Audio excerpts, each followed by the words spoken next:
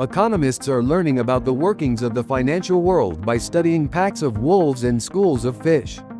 This is the theory developed by Simon Levin, a Princeton University scientist and winner of this year's Tyler Prize for Environmental Achievement.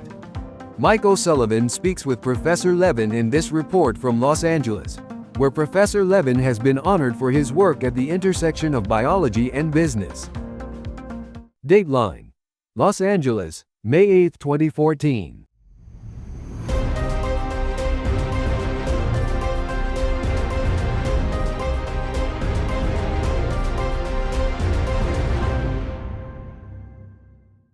Simon Levin is a trained mathematician who uses math to study biological systems. He says individuals in groups show similar behavior, whether they're wolves in the wild or traders on Wall Street. Individuals are competing for limited resources, enter into cooperative arrangements, exploitative arrangements, parasitic arrangements. So they really are the same sort of phenomenon.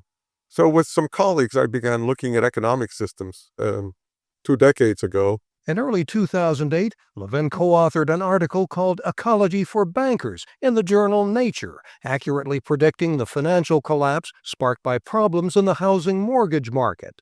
He says the complex financial and banking systems were showing signs of strain that, in the world of biology, would signal a coming crisis. That the systems were becoming more and more interconnected, and when ecological systems become so interconnected, they run the risk of collapse. He is now turning his attention to threats in the natural world as oceans and climate systems face increasing strains caused by human activity. So we study fish schools, we study bird flocks.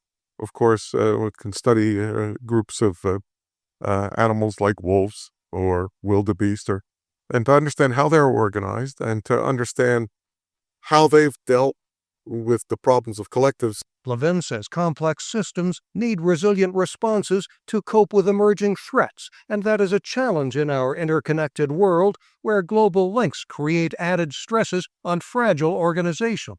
So we need a system that, first of all, has generalized responses that bias time, and secondly, has adaptive responses that are specific to the particular threats. I think that's how we have to be dealing with threats to our society, whether it's to the financial system or bioterrorism. He says we humans have an advantage over our animal cousins because we can study the risks we face in the social and natural worlds and devise effective responses. Mike O'Sullivan, VOA News, Los Angeles. Historic California News is a Mike O'Sullivan podcast.